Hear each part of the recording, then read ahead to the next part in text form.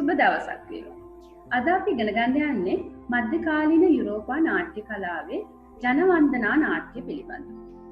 මධ්‍යකාලීන යුරෝපයේ ජනවන්දනා නාට්‍ය කලාව ඔබට ළඟා කර දෙන්න කලින් මම ඔබට පහසු වෙන්න මෙන්න මේ වගේ දෙයක් කියන්න.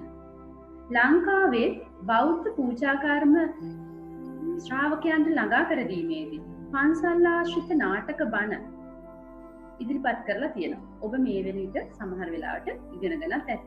පන්සල් ආශ්‍රිත නාටක බණ පූජාකර්මවලදී නාට්‍යමය අංකුර අවස්ථා යොදාගත් ආකාරය ඒ හා සමානවම යුරෝපා රටවල ජර්මනිය, ස්පාඤ්ඤය, ප්‍රංශය, බෙල්ජියම වගේ රටවල් වලත් ජනවන්දනා නාට්‍ය විශේෂයක් පල්ලිය ආශ්‍රිතව ව්‍යාප්ත වුණා. මෙන්න මේ ජනවන්දනා නාට්‍ය ව්‍යාප්ත වුණේ කොහොමද? ඒ ජනවන්දනා නාට්‍ය වල විශේෂත්වය මොනවද? ජනවන්දනා නාට්‍ය වල තිබුණ ලක්ෂණ මොනවද කියලා අද අපි පාඩමෙන් ඉගෙන ගන්න. මධ්‍යකාලීන යුගයේ නාට්‍ය අධ්‍යයනය කරනකොට ඔබට පැහැදිලි කරලා දෙන්න තවත් කරුණු කීපයක් තියෙනවා. මධ්‍යකාලීන යුගයේ යුරෝපා නාට්‍ය අපි ජනවන්දනා නාට්‍ය කියලා හඳුන්වනවා. ඇයි ජනවන්දනා කියලා හඳුන්වන්නේ? කියන්නේ ජනයාගේ වැඳුම් පිඳුම් ඇදහිලි ක්‍රම ආශ්‍රයෙන් ජනයාගේ පුද පූජා ඇසුරෙන් ව්‍යාප්ත වෙච්ච නිසා ඒවට ජනවන්දනා නාට්‍ය කියලා හඳුන්වනවා. ඒ වගේම මධ්‍යකාලීන යුරෝපා නාට්‍ය පල්ලිය ඇසුරෙන් තමයි බිහි වුනේ.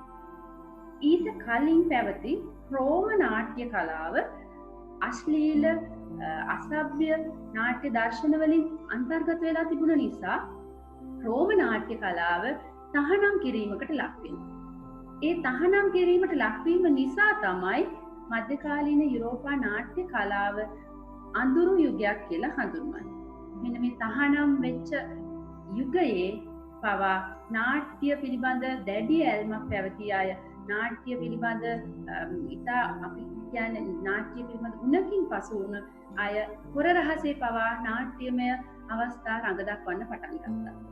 තහනම් වෙලා තිබුණා, තහනම් වුවත් හොර රහසේ පවා නාට්‍යමය අවස්ථා රඟ දැක්වීම සිදු වුණා. අපි බලමු මධ්‍යකාලීන යුගයේ නාට්‍ය කොහොමද තහනම් වුණේ, කවුරුන් විසින්ද තහනම් වුණේ කියන ඉතිහාසය ඔබ දැනගන්න ඕනේ.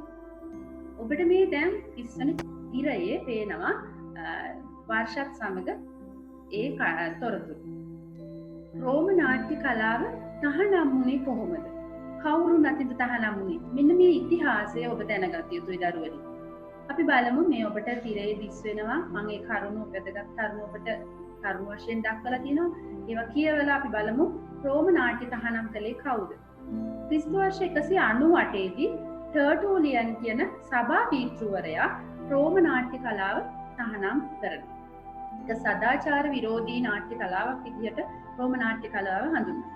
කියන්නේ රෝම නාට්‍ය කලාව තුළ තිබුණු අශ්ලීල ගති ලක්ෂණ නිසා රෝම නාට්‍ය කලාව ව්‍යාප්ත වෙන එක තහනමට ලක් වෙනවා.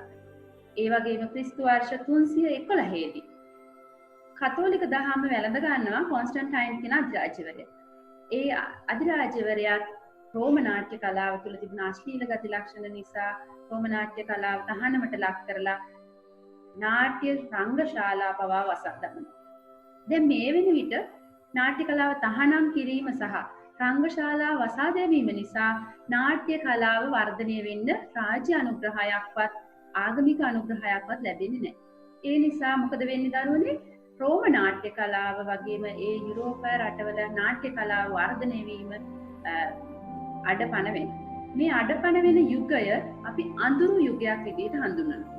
වැඩි වශයෙන් නාට්‍ය වර්ධනය වෙන්නේ නැති නිසා අපි නාට්‍ය කලාවේ අඳුරු යුගයක් විදිහට හඳුන්වනවා. මෙන්න මේ අඳුරු යුගය තුලත් හැබැයි නාට්‍ය කලාව පිළිබඳ දැඩි ඇල්මක් තියෙන පිරිස් හොර රහසේ Taman නාට්‍ය කලාව වර්ධනය කරන අවස්ථා දක්නට ලැබෙනවා. ඒ විතරක් නෙමෙයි, දැන් මේ නාට්‍ය කලාව තහනම් වුණා. මේ කාලේ පල්ලිය සර්ව බලධාරී දෙවියන් විදිහට අදහන යුගයක් බවට පත් වෙනවා. එතකොට පල්ලිය තමන්ගේ ආගමික ව්‍යාපාරය, ආගමික ධර්මය ප්‍රචාරය කිරීම සඳහා නාට්‍ය භාවිතා කරනවා. එතකොට පල්ලිය මොකද කරන්නේ? නාට්‍ය භාවිතා කරනවා තමන්ගේ ආගම ප්‍රචාරය කිරීම සඳහා. එතකොට ආගමික වතාවත් සහ උත්සවවල නාට්‍ය තහනම් කරා වෙනත් අවස්ථාවල නමුත් පල්ලිය ඔවුන්ට අවශ්‍ය පරිදි නාට්‍ය කලාව භාවිතා කළා. ඒ විදිහට තමයි මධ්‍යකාලීන යුරෝපයේ නාට්‍ය කලාව වර්ධනය වෙන්න පටන් ගත්තා. ඒ විතරක් නෙමෙයි, දැන් අපි බලමු පල්ලිය පූජා කර්මවලදී නාට්‍යමය අංග පරිහරණය කරන්න පටන් ගත්තා. එලිමහන් එලිපිට වර්ධනය වෙන්න දුන්නේ නැහැ. හැබැයි පල්ලිය නාට්‍ය කලාව භාවිතා කළා. මොකක් සඳහාද පල්ලිය නාට්‍ය කලාව භාවිතා කළේ? බයිබලය එහෙම නැත්නම් දෙවියන් වහන්සේ ජේසුස් වහන්සේ පිළිබඳ කතා කරන්න. ඒ රංගය යලිත් ගෞරවාන්විත තත්ත්වයට පත් කරන්න පල්ලිය නාට්‍ය කලාව භාවිතා කරලා තිබුණා. නමුත් පල්ලියේ කිසිදු අරමුණක් නැහැ නාට්‍ය කලාව වර්ධනය කිරීම. පල්ලියේ අරමුණ මොකක්ද උනේ? අපි ඊළඟට බලමු පල්ලියේ අරමුණ. ආගම ප්‍රචාරය. ඒතර බයිබලයේ තියෙන දහම් කරුණු එහෙම නැත්නම් බයිබලයේ තියෙන සියලුම කරුණු ඉතාම සරලව වටහා දෙන්න පල්ලිය ආගම ප්‍රචාරය කිරීම සඳහා නාට්‍ය කලාව භාවිතා කළා. හැබැයි ඕ පල්ලියේ කිසිදු අරමුණක් නැහැ නාට්‍ය කලාව වර්ධනය කිරීම. නමුත් ඔවුන් භාවිතා කරන ලද ක්‍රම නිසා නාට්‍ය කලාව යම් ආකාරයෙන් වර්ධනය වුණා කියන එක ඔබට පැහැදිලි වෙයි. අපි ඊළඟට බලමු පල්ලිය තුල නාට්‍ය භාවිතා වීමට හේතු. ඇයි පල්ලිය නාට්‍ය භාවිතා කරේ? මම මේ පාඩම පටන් ගද්දිත් කිව්වා අපේ රටේ පන්සල් ආශ්‍රිත නාටක බණ ඇති වෙන්න හේතු තිබුණා. ඒ වගේම පල්ලියේ මෙන්න මේ නාටක භාවිතා කරන නාට්‍යමය අංකුර භාවිතා කරන්න හේතු තිබුණා. ඒ හේතු තමයි ඔබට මේ සඳහන් වෙලා තියෙන්නේ. බලන්න, බැතිමතුන්ට කියා දෙන උපදෙස් සහ පාඩම් වඩාත් විෂද ලෙස කියා දීම. ඒ කියන්නේ ඉතා හොඳින් පැහැදිලි කරලා දෙන්න තමයි නාට්‍යමය ක්‍රම පාවිච්චි කරන්නේ. මොකද ඒ වෙන විට බයිබලයේ රචනා වෙලා තිබුණේ ලතින් භාෂාවෙන්. ලතින් භාෂාවෙන් රචනා වෙලා තිබුණා. ඒ වගේම දේශන සිද්ධ වුණේ ලතින් භාෂාවෙන්. මේ ජනතාවට මේවා ඉතා හොඳින් පැහැදිලි වෙන්නේ නැති නිසා මේක පැහැදිලි කරලා දෙන්න, රසවත් කරලා දෙන්න තමයි නාට්‍ය භාවිතා කරේ. ඒ වගේම මම තවත් සඳහන් කරනවා අපට වඩාත් සිත් කාවදින ලෙස ඉදිරිපත් කරන්න තමයි මේ පල්ලිය නාට්‍ය පාවිච්චි කරේ. ප්‍රබලම හේතුව තමයි ආගමික දේශන සිදුුනේ ලතින් භාෂෙන්. මම ඔබට කලින් සඳහන් කරා බයිබලයේ රචනා වෙලා තිබුණේ ලතින් භාෂෙන්. ඒ වගේම දේශන සිද්ධ වුණේ ලතින් භාෂාවෙන්. මේ හේතුව නිසා වඩාත් හොඳින් කාවදින්න නාට්‍යමය අංකුර භාවිතා කරා. එතකොට පල්ලියේ තවත් අරමුණක් වුණා. බයිබලයේ තියෙන කොටස් දෙකක්, පරණ තෙස්තමේන්තුව සහ අලුත් තෙස්තමේන්තුව කියලා. මෙන්න මේ පරණ තෙස්තමේන්තුව සහ අලුත් තෙස්තමේන්තුව තියෙන මූලික සිද්ධීන් රඟ දක්වලා පෙන්වන්න උවමනා වුණා. ඒ වගේම පල්ලියේ වාර්ෂික උත්සව සංවිධානය වෙද්දී පල්ලියේ වාර්ෂික උත්සව වලට මේ නාට්‍යමය අංකුර භාවිතා කරා. එතකොට පල්ලියේ රඟ දැක්වූ අවස්ථා, නාට්‍ය රඟ දැක්වූ අවස්ථා වෙනම අපි ගත්තොත් මෙන්න මේ අවස්ථා තුනේදී තමයි පල්ලියේ නාට්‍ය රඟ දැක්ුවේ. නත්තල, ඒ වගේම පාස්කු මංගල්‍යයේදී, ඒ වගේම පල්ලියේ වාර්ෂික මංගල්‍යය කියනවා. අපි කියනවා සංවත්සරය කියලා. මෙන්න මේ අවස්ථාවල පල්ලියේ නාට්‍ය රඟ දැක්වීම සිද්ධ වුණා. එතකොට පල්ලියේ රඟ දැක්වූ නාට්‍යවලදී රඟ දැක්වූ අවස්ථා මොනවද? මොනවද මේ නාට්‍යවල පෙන්වුවේ කියලා ඇහුවොත් ඔබට පැහැදිලි කරන්න පුළුවන්. මෙන්න මේ කරුණු ටික බලන්න. බයිබලයේ සඳහන් වෙන අවස්ථා කොටස් වශයෙන් අරගෙන රඟ දක්වලා තිනවා. ඔබට මතක තබා ගැනීමට පහසු වෙන්න මම මේ විදිහට සඳහන් කරන්නම්. ජේසුස් වහන්සේගේ උප්පත්තිය, ඒ වගේම ද්විතීය පහළවීම, ජේසුස් වහන්සේ ජුදෙව් ජාතිකයන් නොවන්නන්ට පාදුර්භූත වීම, ක්‍රිස්තුස් වහන්සේ වනයේ සැරිසැරීම, කියන්නේ දින 40ක් පොරොස්ම කාලය කියලා කියනවා. මෙන්න මේ කාලයේදී ජේසුස් වහන්සේගේ ජීවිතයේ සිදුවීම් නාට්‍යානුසාරයෙන් රඟ දක්වනවා. ඒ වගේම ජේසුස් වහන්සේ අපවත් වීම, යලි ඉපදීම, පාස්කු මංගල්‍යය, ස්වර්ගාවරෝහණය, මේ අවස්ථා රඟ දක්වලා පෙන්නනවා නාට්‍යමය ඇසුරින්. එතකොට මේ ආකාරයෙන් රඟ දැක්වුණු නාට්‍යවලදී පල්ලිය තුළ පළවෙනියෙන්ම රඟ දක්වලා තියෙන්නේ මෙන්න මේ නාට්‍යය. කන්‍යා සොහොයුරෝ තිදෙනෙක් ජේසු ස්වාමි දරුවන් සොයා සොහොන කරා යාම. කන්‍යා සොහොයුරෝ තිදෙනෙක් ජේසු ස්වාමි දරුවන් සොයා සොහොන කරා යාම. මෙන්න මේ ඔබට පෙන්වු කරන සංවාද කාණ්ඩ ටික තමයි මේ යුරෝපා නාට්‍ය කලාවේ පළවෙනිම රඟ දක්වන ලද නාට්‍යයේ තිබුණ සංවාද. ඉතාම කෙටි, ඉතාම සරල ආකාරයේ රඟ දැක්වුව නාට්‍ය පසු කාලීන වෙනකොට මේක වර්ධනය වෙනවා. බලන්න, දේවදූතයෝ ඊළඟට කන්‍යාවෝ ඉන්නවා. මේ නාට්‍යයේ මේ චරිත දෙක අතර සිදුවන සංවාද. සොයන්නෙහුද කවුරුන් මේ සොහොනේ කිතුණු වෙනි. කන්‍යාව කියනවා සොයන්නෙමු අප මෙහි ඇන ගසන ලද කුරුසයේ ජේසු සමිදානන් නාසරති පහළ වූ දෙව් දූතයිනි කරුතර. දේවදූතයා කියනවා උන්වහන්සේ නැත නැගුණු සේක සංගපුර වදාළ ලෙස කල්තියා ගොස් පවසව් සෙදින් නැගුණු බව මේ සොහොනි. එන්න මේ නාට්‍ය තුල ඒ ඉතා කෙටි වශයෙන් සංවාද මෙන්න මේ නාට්‍ය තුල ඉතාම සරල සංවාද ඛණ්ඩ ටිකක් තමයි ඔබ දැක්කේ. නමුත් ඒක ඉතා රසවත් නාට්‍යානුසාරයෙන් රඟ දක්වලා පෙන්වුනහම ජනතාව ආකර්ෂණීය ලෙස ඒක වැළඳගත්තා. ඒ වගේම මේ නාට්‍ය මං කිව්වා පසුකාලීන වෙනකොට තවත් වර්ධනය වුණා කියලා. ඒ වර්ධනය වීම තුලදී මේ නාට්‍යයට එකතු වුණා සුවඳ විලවුන් ගන්න ඒ කන්‍යාවුන් අතර වෙනවා වෙළඳ සැල්වල. ඒ වෙළඳ සැල් හිමියන් ඔවුන් අතර ඇතිවන සංවාද ආදී වශයෙන් මේ නාට්‍ය පසුකාලීන වෙනකොට තවත් සංවාද එකතු වෙමින්, තවත් චරිත එකතු වෙමින් වර්ධනීය තත්ත්වයට පත් වෙනවා. අපි ඊළඟට බලමු නාට්‍ය නිෂ්පාදනය කෙරුණේ මොන වගේ තැන්වලද? හැම පල්ලියකම මේ නාට්‍ය නිෂ්පාදනය වුණේ නැහැ. මේ නාට්‍ය නිෂ්පාදනය වුණේ ආසන දෙව් මැදිරිවල, පූජකාරාමවල. එතකොට මෙන්න මේ විශාල දෙව් මැදිරිවල සහ පූජකාරාම දේව ධර්මය උගන්වන පල්ලි තිබුණා. මේ පූජකාරාමවල තමයි මේ නාට්‍ය නිෂ්පාදනය කරන්නේ. මේ පල්ලිවල නළුවෝ පූජකයෝ, ප්‍රේක්ෂකයෝ පූජකයෝ. එතකොට නළුවෝ සහ ප්‍රේක්ෂකයෝ දෙගොල්ලම පූජකයෝ තමයි මධ්‍යකාලීන යුගයේ පල්ලිය ඇතුලේ නාට්‍යවල රඟ දක්වනකොට යොදාගත්තේ. ප්‍රේක්ෂකයෝ නළුවෝ දෙගොල්ලම පූජකයෝ බවට පත් වුණා. මේ ඔබ දකින්නේ පල්ලියක අභ්‍යන්තර ඡායාරූපයක්. මෙන්න මේ පල්ලිවල අභ්‍යන්තරයේ අල්තාරය තුල තමයි මේ කෙටි රඟ දැක්වීමේ මධ්‍යකාලීන යුරෝපයේ නාට්‍ය කලාව මූලික ආරම්භය සිද්ධ වෙන්නේ. ඒ වගේම පල්ලිවල තිබුණා කොරිඩෝ වගේ දේවල්, කියන්නේ පටු තීරු මේ අවස්ථාන් පවා රඟ දැක්වීම සඳහා පාවිච්චි කරා. අල්තාරය වගේම විවිධ ආයත චතුරස්‍රාකාර කොටස් තිබුණා ස්තැන් නාට්‍ය රඟ දැක්වීම සඳහා පාවිච්චි කරා. ඊළඟට ඔබට දිස් වෙනවා මේ පල්ලියට දර්ශනයක් බලන්න.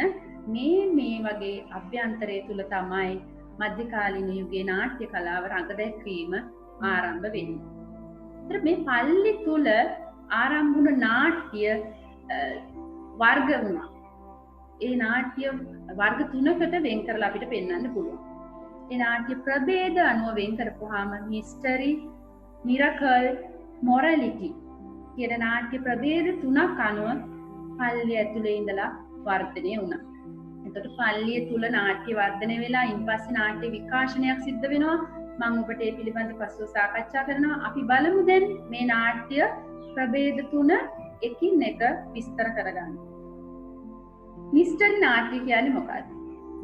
මේක තේරුම සිංහල තේරුම ගත්තොත් අద్භූත ජනක. එහෙම නැත්නම් গুপ্ত බල කියන අදහස පදනම් කරගත්ත කතා තමයි මේ නාට්‍යවල රඟ දක්වන්නේ. එතකොට මොනවද අద్භූත ජනක කතා? මොනවද গুপ্ত බල ඇති වෙන කතා බයිබලයේ තියෙන? ඒතර බයිබලයේ තියෙනවා ක්‍රිස්තුස් වහන්සේගේ ජීවන සිදුවීම් ඇතුළත් කතා පුවත්. ජීවන සිදුවීම් ඇතුළත් කතා පුවත්. ඒතර පල්ලියේ ජනතාවට ජේසුස් වහන්සේ පිළිබඳ භක්තිය ආදරය ඇති කිරීම සඳහා ආගමික සැදැහැවත් බව ඇති කිරීම සඳහා මේ නාට්‍ය බෙහෙවින් ප්‍රයෝජනවත් වුණා. මේ මිස්ටරි නාට්‍යවල මාරියාවරුන් තිදෙනාගේ කතාව. මෙන්න මේ නාට්‍ය තමයි ඔබට තිරේ දිස් වෙනවා. මේ නාට්‍ය තමයි රඟ දැක්ුවේ ජේසු උපත දේවදූතයා විසින් එඬේරුන්ට දැනුම් දීම. දැන් ජේසුස් වහන්සේ උප්පත්තිය ලැබෙනවා. මේ උප්පත්තිය ලැබීම එඬේරුන් විසින් දැනුම් දෙනවා.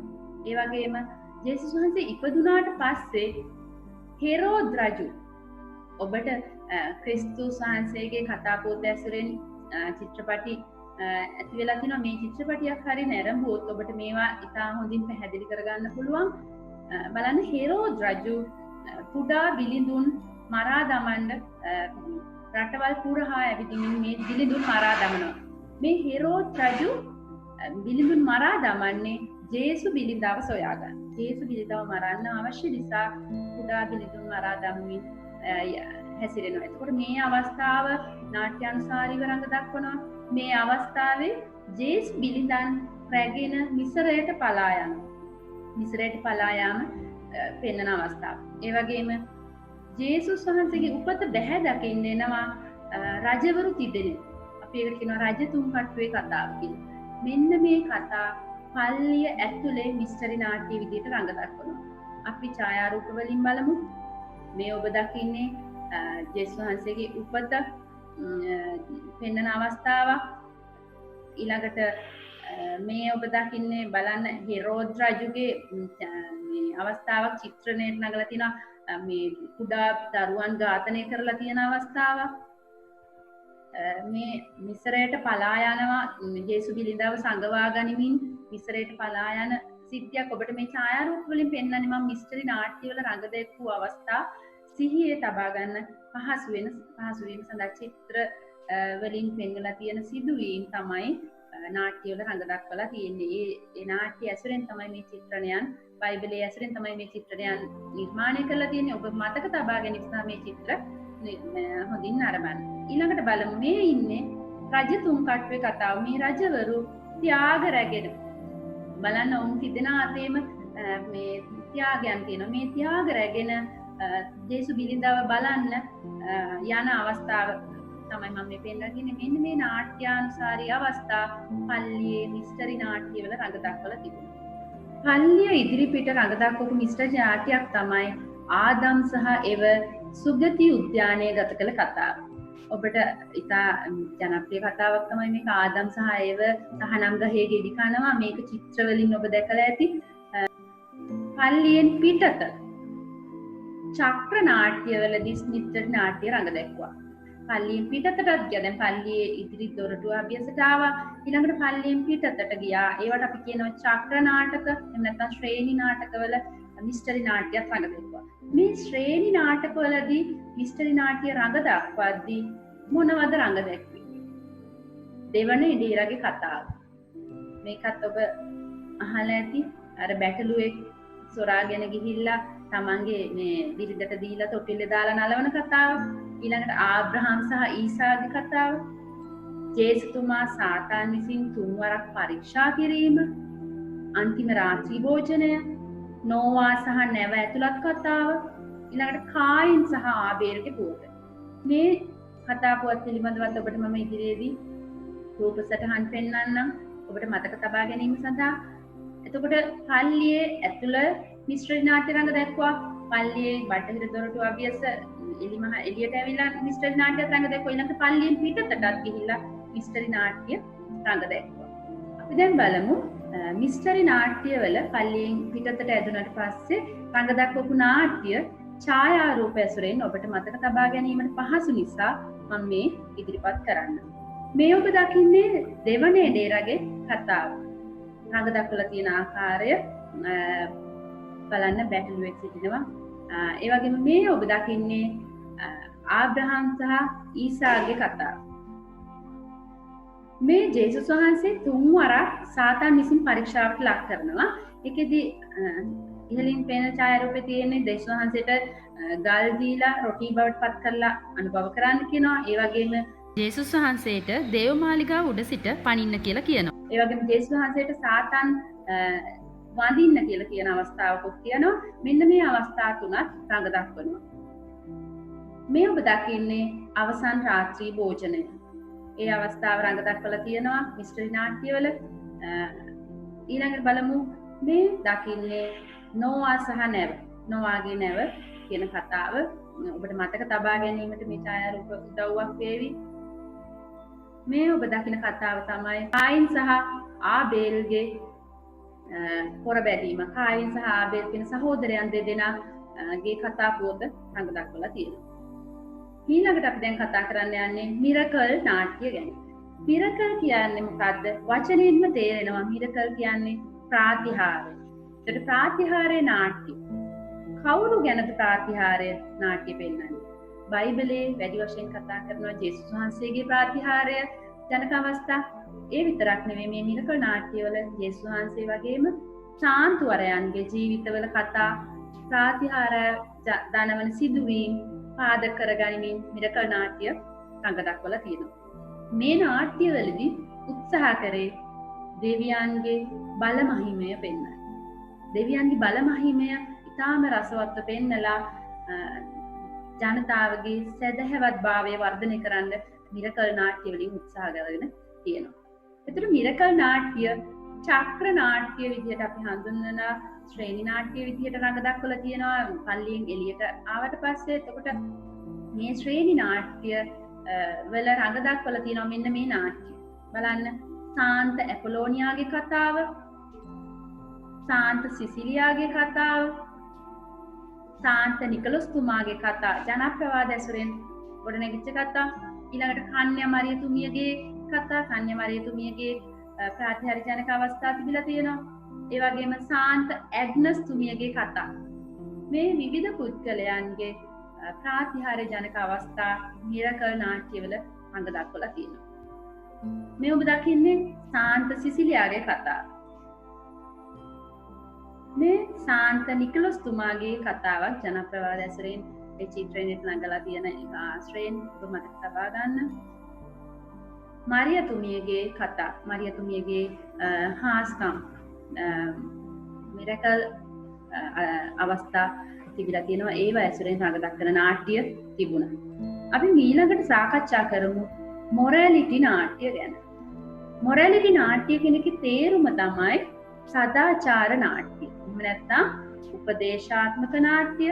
තවත් විදිහට කියනවා සතු උපදේශ නාට්‍ය. මේ වචනවල තේරුම මොකද්ද? මේ නාට්‍ය බයිබලයේ නාට්‍ය, බයිබලයේ කතා පුවත් ඇසුරෙන් මිදුණා. මිස්ටරි සහ මිරකල් බයිබලයේ සහ ආගමික කතා වැඩි වශයෙන් රඟ දැක්වුවා. එතකොට මොරැලිටි නාට්‍යවල බයිබලෙන් මිදිලා යහමඟ පෙන්වන නාට්‍ය විශේෂයක් විදිහට වර්ධනය වුණා. ජනතාවට හොඳ නරක පින් පව් ගැන කතා කරන නාට්‍ය විශේෂයක් තමයි මොරැලිටි නාට්‍ය කියන්නේ. එතකොට උපදේශාත්මක නාට්‍ය, එහෙම නැත්නම් සදාචාර නාට්‍ය කියලා කියන්නේ ඒ නිසා. එතකොට මේ වගේ පදනම් කරගත්ත කතා තමයි තියෙන්නේ.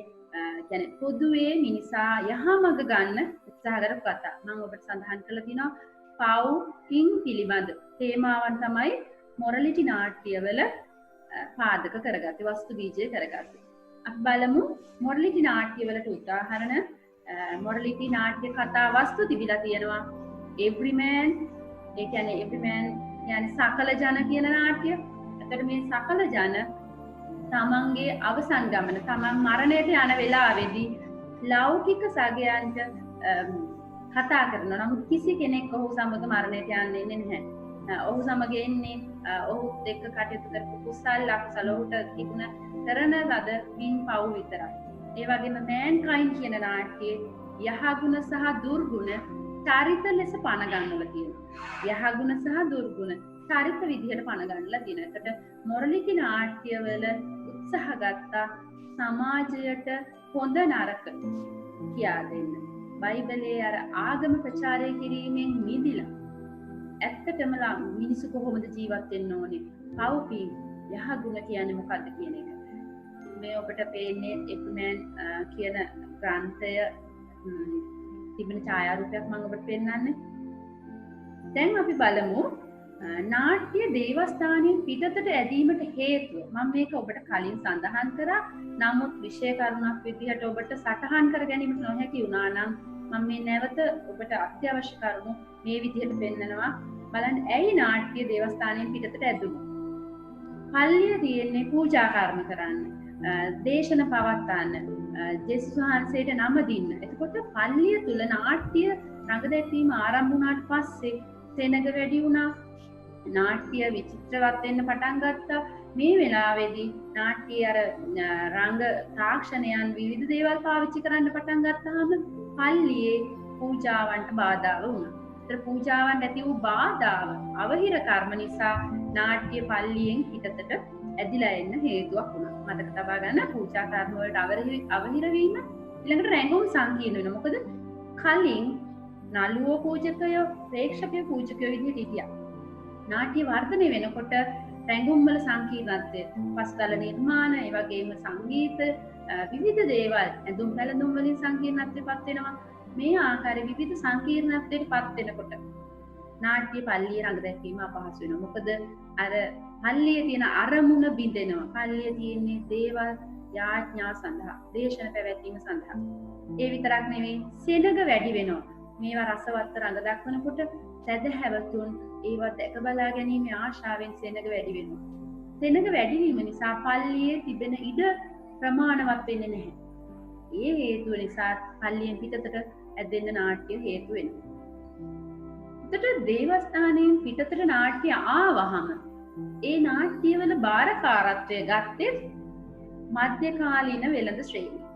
මධ්‍යකාලීන වෙළඳ ශ්‍රේණිය පල්ලිය ඇතුළේදී විශේෂයෙන් බලපෑත්තුවා පූජකවරු. නමුත් දේවස්ථානයෙන් පිටතට ආවට පස්සේ ලෞකික සංවිධාන බාරගත්තා. විශේෂ සමාජ සංවිධාන විසිනුත් මේ නාට්‍ය රඟ දැක්වීම බාරගත්තා. හැබැයි මෙහිම බාරගත්තත් පල්ලියේ සහභාගීත්වය අඩු වුණත් පල්ලියේ අනුමැතිය හැම වෙලේම ඕන. පල්ලියේ අනුමැතිය කියන්නේ පල්ලියෙන් අවසර ලබාගෙන තමයි වෙළඳ ශ්‍රේණි නාට්‍ය රඟ දක්වන්න කරන්න සිද්ධ වුණේ. මොකද කණ්ඩායම් විවිධ විදිහට රඟ දැක්වීම සිදු කරා. හැබැයි බයිබලයට අනුව පල්ලියේ පූජකවරුන්ගේ අනුමැතිය ඇතුව තමයි මේවා රඟ දක්වන්න සිද්ධ වුණේ. ඒ විතරක් නෙවෙයි මේ නාට්‍ය කණ්ඩායම් සඳහා වෙනම පූජකයෙක්, ඒ වගේම වෙනම ආරක්ෂක සාන්තුවරයෙක්, වෙනම වෙන් වෙච්ච පල්ලියක් තිබ්බා. අපි හිතමු ඒ කියන නාට්‍ය කණ්ඩායම් ගත්තොත් මේ ඒ කියන නාට්‍ය කණ්ඩායමට වෙන් වෙච්ච පූජකයෙක්, ඒකටම ආරක්ෂක සාන්තුවරයෙක්, ඒ වගේම බාර වෙච්ච පල්ලියක් හිටියා. ඒ ඇසුරේ තමයි ඔවුනේ නාට්‍ය රඟ දක්වන්න ඕනේ. මොකද පල්ලියේ ඒකාධිකාරී භාවය මේ නාට්‍යවලට හැම වෙලාවෙම බලපෑවා. මොකද ආගම ප්‍රචාරය කිරීම මධ්‍යකාලීන යුගයේ නාට්‍යවල ප්‍රබල අරමුණක් වෙච්ච නිසා.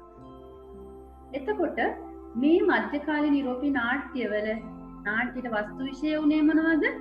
ආගමික කතා. මම ඔබට කලින්ම සඳහන් කළා බයිබලයේ තියෙන ජේසුස් වහන්සේගේ කතා, සාන්තුවරයන්ගේ කතා, ඒ වගේම මාරියාතුමියගේ කතා, මේ වගේ විවිධ ආගම ඇසුරෙන් තිබුණ කතා තමයි මේවට පාදක වුණේ. මොරැලිටි වල විතරයි සදුපදේශ සමාජ සෝදනය සඳහා නාට්‍ය මුල්ලුනේ රඟ දැක්වේ. එතකොට ආගමික කතා පුවත් තමයි මේ වගේ වස්තු විෂය වුණේ. ඒතර භාෂාව නාට්‍ය ආරම්භ වෙච්ච කාලෙම භාෂාව ලතින්. එතකොට නළුවෝ ඒ කාලේ කවුද? පූජකයෝ. නළුවෝනේ පූජකයෝ. ඒ වගේම 14 වන 15 වන සියවස්වල තමයි විවිධ වෙනස්කම් වලට වාජනය වුණා. ඒ වෙනස්කම් බලමු අපි. දැන් මූලිකව පල්ලියේදී භාෂාව ලතින් වුණා, නළුවෝ පූජකයෝ වුණා. ඊට පස්සේ මේ වෙනකොට ඔන්න වෙළඳ ශ්‍රේණි කරා නාට්‍ය ඇදිලා ගියා. එතකොට ප්‍රාදේශීය ව්‍යවහාර භාෂාව පාවිච්චි කරා. ඒ වගේම නළුවෝ පූජකයන්ගෙන් වෙන් වෙලා එලිමහනට ආවහම වෙනත් කණ්ඩායම් නළුවෝ බවට පත් වුණා. ඒ විතරක් නෙමෙයි පල්ලියට වඩා රැඟුම් සංකීර්ණ වුණා. මම කිව්වා රැඟුම් සංකීර්ණ වුණා. එතකොට නළුවෝ පල්ලියේ රඟ දැක්වට වඩා නළුවෝ වැඩි වශයෙන් යොදාගත්තා. ඒ විතරක් නෙවෙයි මේ නාට්‍ය සඳහා වෙළඳ ශ්‍රේණි මුල් වෙන නිසා මුදල් වියදම අධිකව සිද්ධ වුණා. පල්ලිවලට වඩා මුදල් වියදම අධිකව සිද්ධ කරගත්තා. ඒතකොට නාට්‍ය සංකීර්ණ වෙන්න වියදම අධික වුණා. මධ්‍යකාලීන යුරෝපීය නාට්‍ය කලාවත් net පිනවන අයුරින් සකස් කරා කියලා මම ඔබට සඳහන් කරලා තින්නේ ඉතාම හොඳ ප්‍රේක්ෂාවක් නවක නාට්‍ය කලාවක් නිසා. මේ හොඳ ප්‍රේක්ෂාවක් නවන්න උත්සාහ කරේ විවිධ රංගභූමි තාක්ෂණයන් භාවිතා කරමින් ඔවුනේ උත්සාහ කරේ ජේසුස් වහන්සේ පිළිබඳව බයිබලයේ කතා පිළිබඳව විවිධ සාන්තුවරු පිළිබඳ භක්ති ආදරය ඇති කරන්න ආගම පිළිබඳ මනා ප්‍රචාරයක් ඇති කරන්න සදහැවතුන්ගේ සදහැවත් බව වර්ධනය කරන්න හරියට ප්‍රංශ නාට්‍යවල වගේ මේ නාට්‍යවල සංකීර්ණත්වයක් එනට බහු විස්තීර්ණත්වයක් වැඩි කරා මේ නාට්‍යවල බයිබලයේ එන ලෝක නිර්මාණය ඉඳලා ආදම් සහ ඒව කතාවක ඉඳලා අවසාන ලෝක විනිශ්චය දක්වාම නාට්‍ය රංගගත කිරීමට උත්සාහ කරලා තියෙනවා. එතකොට මේ රංගභූමියේ විකාශනය කොහොමද සිද්ධ වුනේ කියලා බලන්න. රංගභූමි විකාශනය ගැන කතා කරද්දී මම ඔබට මුලින්ම මේක සඳහන් කළා කුහිත නාට්‍ය ආරම්භ වුණේ පල්ලිය අභ්‍යන්තරේ. පල්ලිය අභ්‍යන්තරේ නාට්‍ය රංග දැක්ුවේ කොහෙද? අල්තාරේ කියන ආයත චතුරස්‍රාකාර කොටස. මෙන්න මේ ආයත චතුරස්‍රාකාර හැඩය මධ්‍යකාලීන යුරෝපීය නාට්‍යවල රංගභූමියේ හැඩය බවට පත් වුණා. ඒතර පළමුවෙන්ම දේවස්ථාන තුල රංග දැක්වුවා. ඊළඟට එම දේවස්ථානයේ විවිධ තැන් මම ඔබට සඳහන් මේ තිරේ දිස් වෙනවා බලන්න සීට්ස් කුඩා වේදිකාවක් සහිත කොටසක් ඒ වගේම ලොසායි සාමාන්‍ය අවකාශයක් ඇති ස්ථාන ඊළඟ මැන්ෂන් කුඩා මන්දිරයක හැඩගත් ස්ථාන මේ වගේ රංග භූමිය කියන්නේ පල්ලිය තුලම විවිධ ස්ථාන රඟපෑමට පාවිච්චි කරා. ඒ වගේම දැන් ඔන්න පල්ලියෙන් පිටතට නාට්‍ය ඇතුණා. ඒ පල්ලියෙන් පිටතට ඇදුණාම වේදිකාව මොකද උනේ? දේවස්ථානයේ බටහිර දොරටු අභියස පාවිච්චි කරා. ඒ අභියස පඩිපෙළක් තිබුණා.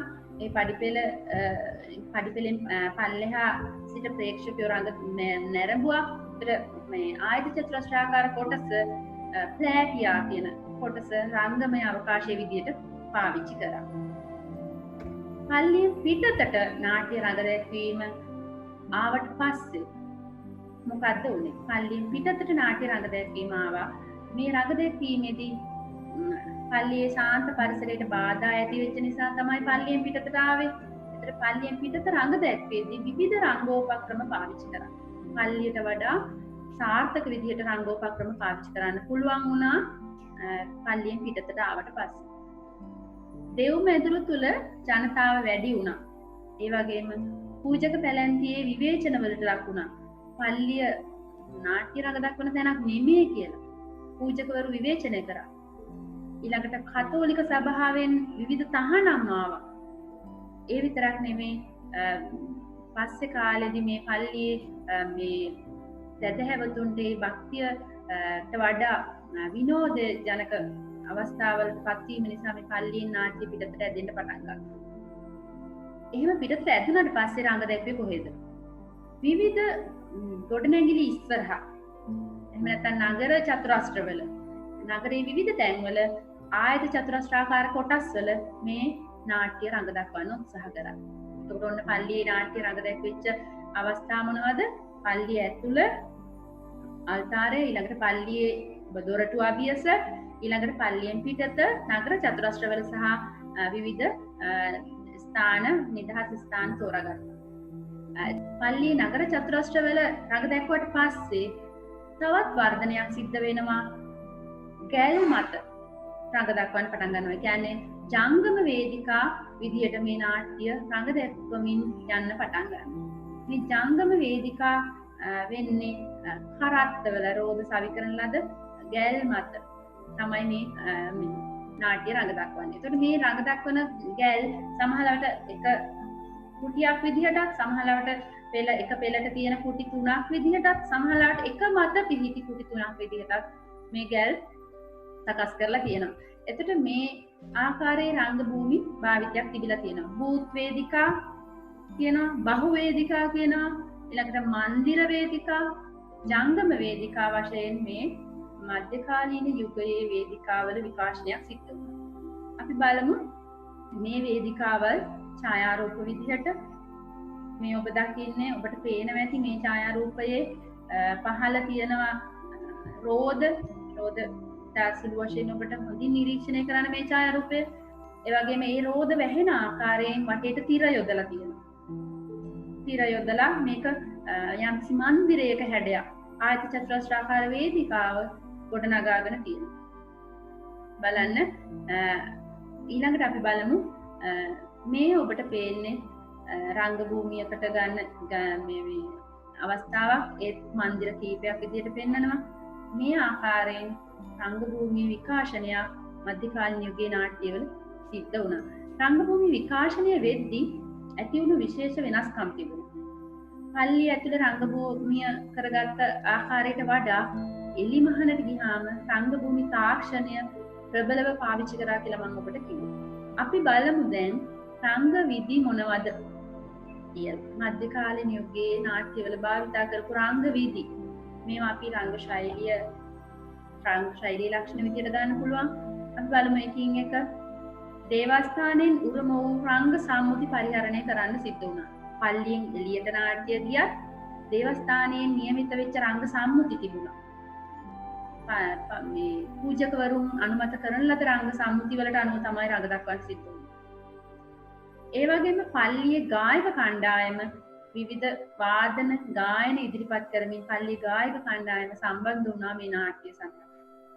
එතකොට මේ නාට්‍ය හැම වෙලේම රංග දැක්වේ කෙටි නාට්‍ය මාලාවක් විදිහට. මහා ලොකු දිග නාට්‍ය නෙමෙයි. කුඩා සිදුවීමක් කරන් ඉතාලම කෙටි නාට්‍ය විදිහට තමයි මේවා රංග දැක්වේ. ඒ විතරක් නෙවෙයි මේ පල්ලිය ඇසුරේ මම කලිනුත් කිව්වා පල්ලියේ අරමුණ මොකද්ද? ආගම ප්‍රචාරය කිරීම. මිනිසුන් යහමඟට ගැනීම. මේ අරමුණ නිසා මේ හැම නාට්‍ය මාලාවකම රංග භූමිය සකස් කරනකොට කොටස් 3ක් වෙන් කරගත්තා. කොටස් 3ක්. ඒ රංග භූමිය හැම වෙලේම සකස් කරා ස්වර්ගය, මනුලව, අපාය කියන කොටස් 3. එතකොට ඔබ මතක් කරන්න අපි වුණත් සුබ කටයුත්තකට යනකොට දකුණ ඉදිරියට තියන්න කියනවා දකුණ පාවිච්චි කරන ඒ වගේ ස්වර්ගය හැම වෙලේම තිබ්බේ සුබ පැත්තේ දකුණේ. අපාය වම් පැත්තේ. ඔන්න දැන් අපිට මතක් තියාගන්න හරිම පහසුයි ස්වර්ගයයි අපායයි මැද්දේ මොකද්ද තියෙන්නේ මනුලොව. දැන් මිනිස්සයා තීරණය කරන්න ඕනේ අපි කරන වැඩ අනුව අපි ස්වර්ගයට යනවද අපි අපායට යනවද. මෙන්න මේ ක්‍රමයට ඔබ මතක තබා ගන්න. මොකද්ද?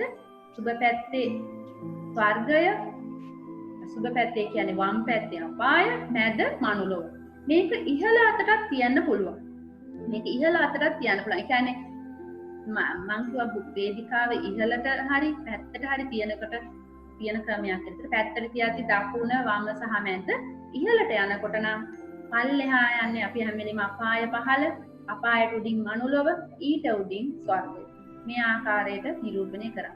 අපි හිතමු වේදිකා 3ක්, ජංගම වේදිකා 3ක් නම් මේ අවස්ථා 3 ජංගම වේදිකා 3ක නිරූපණය වුණා.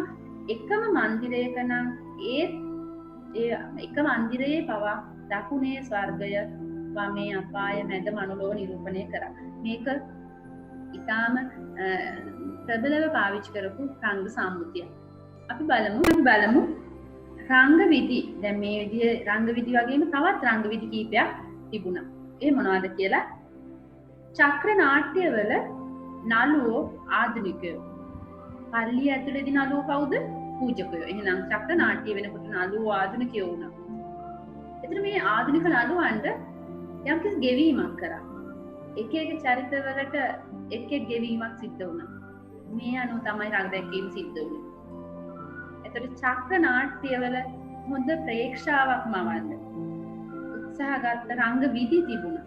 මොනවද ඒ රංග විදි? ඔන්න දොඹකර පාවිච්චි කරා. දැන් දොඹකරයක් පාවිච්චි කරලා ඉහළ ඉඳලා දේව මාලිගාව මුදුනට ඔසවන අවස්ථාව පාවිච්චි කරා. ඒකට ඩියුඑක්ස් මැෂින් යන්ත්‍ර පාවිච්චි කරපු අවස්ථාව මේ රංග චක්‍ර නාට්‍යවල දක්නට ලැබුණා. ඒ විතරක් නෙවෙයි උමං දොරටු, ට්‍රැප් ඩෝස් කියන ඒවා කරත්තවල, ජංගම වේදිකාවල තිරවලින් ආවරණය කරලා ඒ උමං දොරටු සංගවා තිබෙන ආකාරයෙන් පාවිච්චි කරා. ඒ වගේම ස්වර්ගයට යන ඉනිමගක් වගේ දේවල් පාවිච්චි කරා. මෙන්න මේ උපක්‍රම නිසා, මේ රංග තාක්ෂණය නිසා මධ්‍යකාලීන නාට්‍යවල මනා වූ ප්‍රේක්ෂාවක් මවන්න උත්සාහ කරලා තිබෙනවා. ඒ විතරක් නෙවෙයි එකම රිය තුලත් ස්ථාන තුනම නිරූපණය කරා. මම අර කිව්වේ වර්ගය, මනුලෝ, අපාය කියන තුනම නිරූපණය කරා. එතකොට net වශීකරණ ප්‍රේක්ෂාවක් මැව්වා. එහෙම මැව්වේ බයිබලයේ ආශ්චර්ය සිදුවීම් ප්‍රේක්ෂකයන්ට සැක හිතෙන්නේ නැති වෙන්න රඟ දක්වලා පෙන්නන්න ඕන නිසා. මොකද බයිබලයේ ගැන, යේසුස් වහන්සේ ගැන වැරදි විදිහට රඟ දක්වලා පෙන්වුවොත් ප්‍රේක්ෂකයන්ගේ සැදැහැවත් බව අඩු වෙනවා මිසක් වැඩි වෙන්නේ නැහැ. ඒ නිසා ආශ්චර්ය බව වැඩි වෙන්න, සැදැහැවත් බව වැඩි වෙන්න තමයි මේ net වශීකරණ ප්‍රේක්ෂාවක් ඇති කරන්නේ. එතකොට ඔන්න බලන්න උදාහරණ විදිහට මම ඔබට දාලා තිනවා ජේසුස් වහන්සේ ජලය මත සක්මන් කිරීම, ඒ වගේම ජේසුස් වහන්සේ දේවස්ථානයක් මුදුනට ඔසවනු ලැබීම, අපාය, ඊළඟට අපායේ තියෙන භයංකර ගතිය, ඊළඟට අපායේ ගිනි දුම, අපාගත වූවන්ගේ විලාප, ඒ වගේ ශබ්ද ඉතාම අලංකාරවත් ආකාරයෙන් මධ්‍යකාලීන නාට්‍යවල භාවිතා කරලා තිබෙනවා. මේ නිසා තමයි සැදැහැවතුන් මේ ආගම වැඩි වශයෙන් ව්‍යාප්ත වෙන මේ නාට්‍ය බලපාලා තිබෙනවා. ඒ වගේම රහස් ලෙස සැඟවුම් වේදිකා යන්ත්‍ර සූත්‍ර තිබුණා. මම අර කලින් කිව්වා රෝද අස්සේ පවා තිර යොදලා වේදිකා රංග උපක්‍රම පාවිච්චි කරලා තිබුණා. ඊළඟට නගර චතුරස්‍රවල පෙන්නද්දි ඒ අහල පහල ගොඩනැගිලිවල ඉඳලා භාවිතා කරන ලද විවිධ දේවල් අපි හිතමු දොඹකරයක පෙට්ටියක යම් චරිත ඉන්නවා. මේ දොඹකරේ පෙට්ටිය නොපෙනෙන ආකාරයෙන් වලාකුළු වැනි දර්ශනයක් ඒ දොඹකරේ පෙට්ටියට සවි කරලා තිබුණාම අපිට පේන්නේ අහසෙන් ඒ චරිත නිරූපණය වෙනවා වගේ. මෙන්න මේ ආකාරයෙන් යන්ත්‍ර සූත්‍ර පාවිච්චි කරලා නාට්‍ය ප්‍රේක්ෂාව මවන්න උත්සාහ කරා. ඒ වගේම රටවල යනකොට පාවිච්චි කරනවට වඩා ස්ථාවර වේදිකාවල් වල තමයි වැඩි වශයෙන් රංග භූමි තාක්ෂණයන් පාවිච්චි කරේ, රංග උපක්‍රම පාවිච්චි කරේ. මේ නාට්‍යවලත් අරමුණ තාත්විකත්වයේ මායාව මැවීම නෙමෙයි. තාත්විකත්වයේ මායාව මවන එක ලෝකධර්මී නාට්‍යවල අරමුණක්නේ. නමුත් මේ නාට්‍යවල තාත්විකත්වයේ මායාව මවලා ප්‍රේක්ෂකයන් දැහැන්ගත කිරීමට නෙමෙයි අපේක්ෂා කරේ, ආගමික භක්තිය ඇති කරන්න. ආගමික භක්තිය. එතකොට විවිධ සංකේත මගින් මේ ප්‍රේක්ෂකයන්ට ආගමික භක්තිය ඇති කරමින් ඔවුන්ගේ හැඟීම් උද්දීපනය කරන්න උත්සාහ කරලා තිබුණා. එතකොට මේ නාට්‍යවල ස්ථානීයත්වයක් දක්නට ලැබුණේ නැහැ. ස්ථානීයත්වයක් කියන්නේ අපි ග්‍රීක නාට්‍යවල ගොඩක් වාගත් කතා කරලා තියෙනවා. එකම ස්ථානයක නාට්‍ය රඟ දක්වනවා කියන ඒ ස්ථානීයත්වයේ මධ්‍යකාලීන නාට්‍යවලදී සිද්ධ වෙලා නැහැ. ස්ථානීයත්වය දක්නට ලැබුණේ නැහැ. අපි ඊළඟට බලමු තවත් පාවිච්චි කරන ලද දේවල් ටිකක් තමයි මම මේ ඔබට පෙන්වන්නේ. අසම්පූර්ණ චිත්‍රිත වස්ත්‍ර. අසම්පූර්ණ චිත්‍රිත වස්ත්‍ර යොදාගත්තා. මම ඔබට කලින් සඳහන් කළා තාත්විකත්වයේ මායාව මැවීම අරමුණක් නෙමෙයි කියලා. එතකොට මේ අසම්පූර්ණ චිත්‍ර වස්ත්‍රයක් යොදීමෙන් පවා තාත්විකත්වයේ මායාව කියන එක බිඳිලා තියෙනවා. එතකොට හැබැයි ප්‍රේක්ෂකයන්ට සදහැවතුන්ට ඒ සිද්ධිය, ඒ අවස්ථාව වටහා ගන්න යම්කිසි උදව්වක් වෙලා තියෙනවා. ඒ විතරක් නෙවෙයි රංග භාණ්ඩ වලදී ඔලිව් වතු, ඒ වගේම රජ කිරුළු, සුවඳ දුම්භාජන, රන් කරඬු වගේ දේවල් භාණ්ඩ, ඒ වගේම බූරුවත් රංග භාණ්ඩයක් විදිහට තමයි පාවිච්චි කරලා තියෙන්නේ. තවත් සංකේතයක් විදිහට ඔන්න පාවිච්චි කරලා තියෙනවා. දැන් උන කුඩා ගොඩනැගිල්ලක් වෙනවාම ඒක ප්‍රේක්ෂකයන්ට අවබෝධ වෙනවා ජෙරුසලම පෙන්වන්නේ කියලා.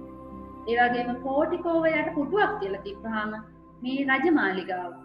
මෙන්න මේ ආකාරයේ උපක්‍රමශීලීව සංකේතානුසාරීව පවා රංග භාණ්ඩ පාවිච්චි කරමින් හොඳ ප්‍රේක්ෂාවක් මවන්න මධ්‍යකාලීන නාට්‍යවලට හැකි වෙලා තියෙනවා. බලමු නාට්‍යවල නිරූපණය කිරීමට අවශ්‍ය සියල්ල එකවර ගෙනත් තියෙනවා. මෙන්න මේ ලක්ෂණය නෝනාට්‍යවලත් තිබුණා. නාට්‍යයට අවශ්‍ය බඩු කලින්ම ගෙනත් තියලා තියෙනවා. අතට මේකෙදිත් එහෙම වෙලා තියෙනවා. කලින්ම ගෙනත් තියෙනවා. කොයි වෙලාවක හරි මේක පාවිච්චි කරයි කියලා ප්‍රේක්ෂකයෝ දන්නවා. ඒ වගේ විතරක් නෙමේ රියවල, ඒ කියන්නේ ජංගම වේදිකාවල ස්ථාන එකකට වඩා පෙන්වලා තියෙනවා. එතකොට මේකින් අඳුනනවා මේක සත්‍ය ස්ථානයක් යන හැඟීම බිඳ දාලා තාත්විකත්වයේ මායාව බිඳ දාලා නාට්‍යමය හැඟීම මේ අවශ්‍ය ආගමික පුවත තනවන්න උත්සාහ කරලා තියෙනවා. මධ්‍යකාලීන යුගයේ ඇඳුම් පැළඳුම් කොයි වගේ වෙන්නේ? ඇඳුම් පැළඳුම්. දැන් ඔබ වර්තමානයේ පල්ලියක් ඇසුරෙන් හෝ රූපවාහිනී හෝ නත්තල් කාලෙට හෝ ඔබ ආගමික නාට්‍ය පල්ලිවල උත්සව නරඹලා ඇති. ඔබ මතක් කරන්න මේ වගේ චරිත අන්දන්නේ කොහොමද? ඒතර ඒ කාලේ දෙව්ලොව, මනුලොව, අපාය කියන සිද්ධි තුනක් පෙන්වුවා කියලා මම කලින් කිව්වා. මේ සිද්ධි තුනේදී ඒ විවිධ ලෝකවල දෙව්ලොව ඉන්න අය අඳින්නේ කොහොමද? මනුලොව ඉන්න අය අඳින්නේ කොහොමද? අපායේ ඉන්න අය අඳින්නේ කොහොමද කියලා විවිධ ආකාරයේ වෙනස්කම් තිබුණා. ඒතර දෙවියන් වහන්සේ, සාන්තුවරු, සුරදූතයන්, අප්සරාවන් වගේ චරිත. කියන්නේ බයිබලයේ එන චරිත ශාසනික ඇඳුම් ඇඳලා. ඒ කියන්නේ ඔබ චිත්‍ර සටහන් වගේ දේවල් බලන්න දෙවියන් වහන්සේ මොනවද ඇඳලා තියෙන්නේ? කොයි ආකාරයෙන්ද? සාටකයක් දාලා දිග මේ කුර්තාවක් වගේ ඇඳුම් ඇඳලා ඒ වගේ ශාසනික ඇඳුම් තිබුණා. දැන් අප්සරාවන් කිව්වම සුදු වර්ණය, ඒ වගේම පිහාටු තිබෙන අපිට මැවෙන ස්වභාවයක් තියෙනවා. මේ ආකාරයට ශාසනික ඇඳුම් තමයි ඒ කාලේ ඇඳුම්.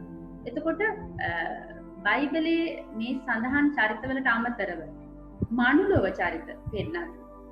මධ්‍යකාලීන යුගයේ ඒ තත්කාලීන සමාජ සාමාන්‍ය ඇඳුම් තමයි ඇඳලා තියෙන්නේ. මනුලොව චරිත, මිනිස් චරිත පෙන්නනවා. අපාය නිරූපණය කරද්දී තමයි විශේෂ වුණේ කලාකරුවන්ගේ විශේෂ හැකියාව පෙන්වන්න අපාය නිරූපණය කරන චරිත නිරූපණය කරද්දී යොදාගන්න. ඒ කියන්නේ ඒ සත්තු අපාය චරිතවලට විවිධ කොටවල්, ආං, වලිග, සත්ත්ව නියපහුරු වගේ දේවල් යොදලා කලාකරුවාගේ දක්ෂතාවය අනුව මේ අපායේ චරිත නිරූපණය කරන්න හැකියාව ලැබුණා. ඒකට ඔබ මතක තබා ගන්න බයිබලයේ සහිත චරිත, බයිබලයට සම්බන්ධ චරිත ශාසනික ඇඳුම් ඇඳලා මනුලොව චරිතවලදී තත්කාලීන මධ්‍යකාලීන යුගයේ සමාජයට සමකාලීන ඇඳුම් ඇඳලා අපාය නිරූපණය කරද්දී නිර්මාණශීලී වේශ නිරූපණයක් දැක ගන්න පුළුවන් වුණා. දැන් මෙන්න මේ නාට්‍ය නිෂ්පාදනය කරන ලද චක්‍ර තිබුණා. මම ඔබට කලින්ම සඳහන් කරා මධ්‍යකාලීන යුගයේ නාට්‍ය පල්ලියෙන් එළියට ඇදුනට පස්සේ චක්‍ර නාට්‍ය කියලා කිව්වා, ශ්‍රේණි නාට්‍ය කියලා කිව්වා. මේ චක්‍ර නම් වශයෙන් අපිට කීපයක් සඳහන් වෙනවා. ඒ ටිකත් අපි විෂය කර්ම, විෂය දැනුම වැඩි කර ගැනීම සඳහා අපි සටහන් කරගමු. වෙස්ටර් චක්‍රය නාට්‍යමාලා 25කුත්, ඊළඟට ටවුන්ලි හෙවත් වෙක්ෆීල්ඩ් චක්‍රය නාට්‍යමාලා 32ක් රඟ දක්වලා තියෙනවා. ඊළඟට කවුන්ට්‍රි චක්‍රය නාට්‍යමාලා 42ක්, යෝක් චක්‍රය නාට්‍යමාලා 48කුත් වශයෙන් මේ නාට්‍ය රඟ දක්වලා තියෙනවා. මේ චක්‍ර නාට්‍ය රාංගගත කිරීම සඳහා වෙළඳ ශ්‍රේණි විවිධ වෘත්තිකයන්ට පවරලා තියෙනවා. මේ ආකාරයේ නාට්‍ය කලාව මධ්‍යකාලීන යුගයේ නාට්‍ය කලාව චක්‍ර වර්ධනය වෙලා තියෙනවා. චක්‍ර නාට්‍ය කලාව ව්‍යාප්ත වෙලා තියෙනවා. මධ්‍යකාලීන නාට්‍ය කලාවේ විකාශනය අපි බලමු. දැන් මුල ඉඳලා ඔබට මම පැහැදිලි කරා මධ්‍යකාලීන යුරෝපීය නාට්‍ය කලාව ආරම්භුනේ කොහොමද? ඇයි ඒකට අඳුරු යුගයක් කියන්නේ? ඇයි ජනවන්දනා නාට්‍ය කියන්නේ කියන එක ඔබට මම සඳහන් කළා. ඒ වගේම පල්ලිය තුල වර්ධනය වුණු නාට්‍ය වර්ග 3ක් තිබුණා. ඒ නාට්‍ය වර්ග 3 වෙන් වශයෙන් කරුණු ඔබට පැහැදිලි කරා. ඒ වගේම මධ්‍යකාලීන යුගයේ නාට්‍යවල රංග ශෛලිය කතා කරා. ඔබට දරුවනේ මධ්‍යකාලීන යුගයේ ඇසුරෙන් ගොඩනැගෙන ප්‍රශ්න වලට පිළිතුරු සැපයීමට මේ පාඩම මුල සිට අග දක්වා හොඳින් අධ්‍යයනය කරන්න සටහන් තබා ගනිමින් ඔබ ඒ පිළිබඳව තවදුරටත් පොතපත කියවමින් අධ්‍යයනය කරන්න. සුවපත්.